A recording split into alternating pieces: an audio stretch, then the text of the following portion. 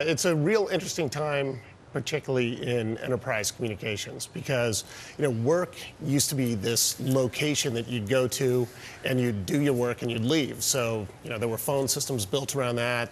PBXs in the back closet, a phone on your desk. But nowadays, work is a 24-hour activity. You can do it from anywhere, and having that system and that infrastructure that's ringing a desk that nobody's at really isn't all that efficient. So. Now, one of the products that you're launching at UberConference, this is new. This is the fourth product for your firm. How is this different than, say, Skype? Yeah, well, Skype's a great peer-to-peer communication device. You can talk to anyone else online. What UberConference tries to do is solve the problems with conference calls.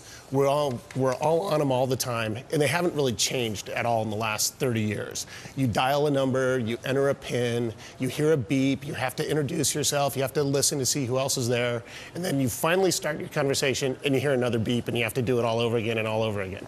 So yeah, there's plenty of room for awkwardness. Yeah, awkwardness, and then you don't know who's talking, and if you haven't been on a lot of calls with these guys, you may not know, is that the intern, is that the attorney, is that the CEO? So what we wanted to do was keep that same call, but give a visual interface. So you just go to uberconference.com, and you can see the actual call going on. So I can see the 5 people in the room, and when someone's talking, they take over the little podium position. You're going to ruin all the people who are playing a video game while they're supposed to be focused on the call, but fair enough. What kind of support do you think, what kind of goals do you have for this product? I mean, is it in every Fortune 500 company's office suite? This is, I'm assuming, pretty lofty goal, but why not? You always got to aim high, right? In conference calling and collaboration, the demand's only increasing as people are working from home or working on the road or working, wherever outside of the office. So yeah, the nice thing about conferencing is all it is you sign up online. It doesn't require any hardware. We give you a phone number, and all you need is a browser or one of the apps that we have for mobile, and you can see the conference.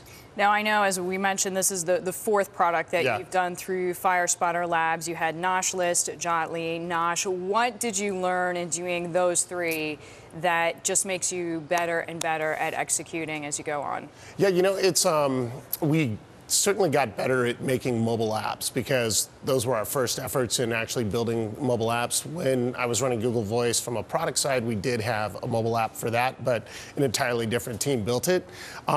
So we got good at that. Probably the best startup experience was just, over those last 15 years of, I had one dial pad that became Yahoo Voice and GrandCentral that became Google Voice.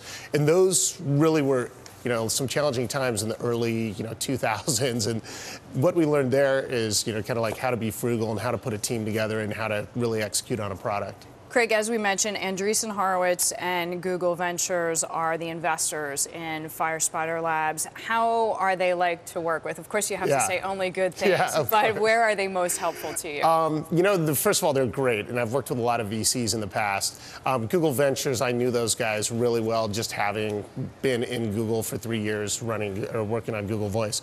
Andreessen Horowitz was new to me, but they've been fantastic. In fact, both of those funds have been great. As an entrepreneur, the 2 things that I really need help with or want help with is help me find technical talent. That's a real challenge. Yeah, so they both have great kind of technical resources to draw and get you actual, candidates in the door, which is fantastic. And then secondly is just opening doors with business deals or introductions to big companies. And between Mark Andreessen and Blake Krikorian and the guys at Andreessen Horowitz and all the guys at Google Ventures, we can pretty much see most anyone.